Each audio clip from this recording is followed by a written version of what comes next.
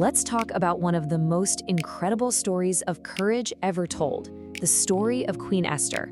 But we're gonna peel back all the layers of myth and fairy tale, okay? We're gonna get to the real woman, the historical figure behind the legend. I want you to think about this for a second. What if the story you know isn't really about a beauty contest or some grand royal romance? What if it's actually a high-stakes intelligence operation run by a woman with zero official power, deep inside one of the most powerful and dangerous empires in history? Let's completely reframe this. So, first things first, we have to get the setting right, because this was no fairy tale kingdom, not even close. This was a global superpower, and it was built on rigid, unforgiving laws and absolute power. We're talking about the Persian Empire here. I mean, this place was a massive cosmopolitan superpower, but it was also obsessed with protocol and royal control. It was incredibly hierarchical, the law was absolute, and a single wrong move, especially anywhere near the king, could literally get you killed. So, right off the bat, let's just get this straight. The story we often hear, a classic royal romance. The reality? This was an imperial marriage. It was a political move inside a court that was swimming with danger.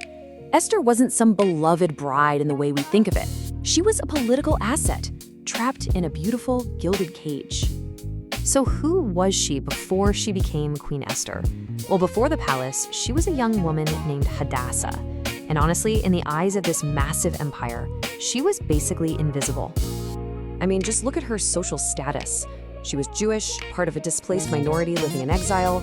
She was an orphan raised by her cousin Mordecai. She had no political power, no money to her name, no public standing whatsoever. She is starting this story from a place of complete and utter vulnerability. And this is so key, this idea of having two identities. Her Hebrew name Hadassah means myrtle, which is this tough, resilient plant. Her Persian name, Esther, comes from the word for star, something you'd see in the court. This wasn't her selling out or compromising who she was. No, this was a critical strategy for survival. And hey, let's also get a real picture of what she probably looked like. Based on what we know from history and anthropology, she would have had olive to medium brown skin, dark hair, brown eyes, and Semitic or Near Eastern features. All those paintings of a pale-skinned European queen, those came way, way later. That's art, not history. So how does this invisible girl end up as the queen? Well, it's really important to understand that her rise to power, it wasn't her choice. It was a summons. And her new home, it was gonna be a gilded cage. The original story is very clear about this. Young women were gathered up for the king. Esther was taken into the royal harem. She didn't audition for a beauty pageant. She was conscripted, forced into a high-stakes selection process where she had absolutely no say in the matter. And you know that famous 12 months of preparation? It wasn't just a year-long spa day with perfumes and oils. Think of it more like royal boot camp. They were looking for composure, for restraint, for obedience. The reason Esther probably stood out had less to do with her looks and way more to do with her incredible emotional intelligence and self-control. Right as she's entering the snake pit of a palace, her cousin Mordecai gives her one critical piece of advice. Do not reveal your Jewish identity. And this wasn't about being ashamed of who she was. It was about survival. In a court filled with political backstabbing, being part of a vulnerable minority was a huge liability. This is the opening move in a very long and dangerous chess game. So Esther's in the palace, walking on eggshells, but the entire situation is about to go from precarious to catastrophic. A new threat shows up, and the villain of our story, Haman, steps onto the scene. And you won't believe how fast this all goes down. Haman gets a big promotion. Mordecai, likely because of his Jewish faith, refuses to bow down to him. Haman's ego is so fragile that this one act of defiance sends him into a rage. So he manipulates the king into signing a decree to not just punish Mordecai, but to wipe out his entire people. And here's the part that makes this whole situation feel hopeless.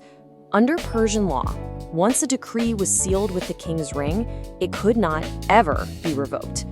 This wasn't just a threat.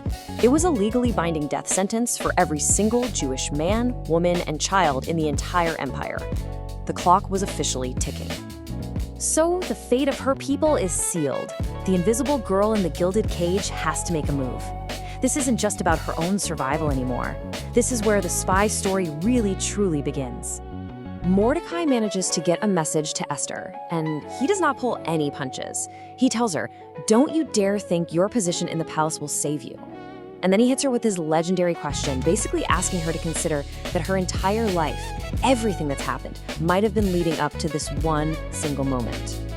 And Esther's response, it gives me chills every time. "If I perish, I perish."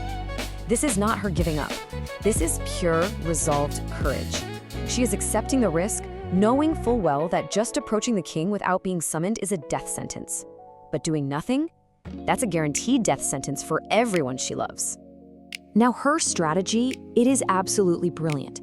She doesn't just burst in making wild accusations. No, she plays the long game. First, she risks her life just to get in front of the king. She gets his attention, but then she delays. She invites him and Haman to not one, but 2 banquets. Why? She's creating suspense, building goodwill, and buying time for other events to fall into place. She is controlling the timing perfectly. And that calculated delay, it turns out to be a total masterstroke. It creates just enough space for this dramatic, unbelievable reversal of fortune. A single moment where the entire fate of her people pivots. So finally, at that second banquet, when the psychological impact will be at its absolute peak, she plays her hand. She reveals that she is Jewish, and that Haman's wicked plot is actually a plot to murder the queen herself. The king is floored. Haman is completely trapped. The plan worked. And this just brilliantly shows you the 2 different kinds of power at play here, right? You've got the king with his obvious overt power, his decrees, his armies, his total domination. And then you have Esther. She has a totally different kind of authority, strategic influence. She uses access, timing, restraint, and unbelievable courage to do what no army ever could. So when you boil it all down, what's her real legacy? She didn't grab power for herself. She carried the responsibility for her people. She didn't try to tear down the whole system. She worked inside of it to save her nation. She is the ultimate model of wisdom and grace under unimaginable pressure. And really, this leaves us with one last big thought. Esther's story proves that real power isn't always about being the loudest person in the room. So often, it's about restraint and timing and quiet courage. So the question for all of us is, where in our own lives can our quiet strategic influence change the story?